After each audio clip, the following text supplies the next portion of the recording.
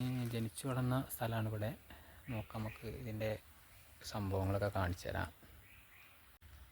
അങ്ങനെ പോയാൽ നമ്മൾ പഴയ കാലങ്ങളായിട്ട് കിടക്കുന്ന കാലങ്ങളായിട്ടുള്ള ഒരു അമ്പലം ഇതൊക്കെ ഉണ്ട് ഇവിടെ.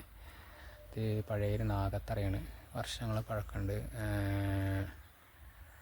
എല്ലാവരും പറയുന്നത് ഒരു 500 ചില്ലാനം വർഷം പഴക്കമുണ്ട് എന്നാണ് ഇപ്പോൾ എല്ലാവരും പറയുന്നത്.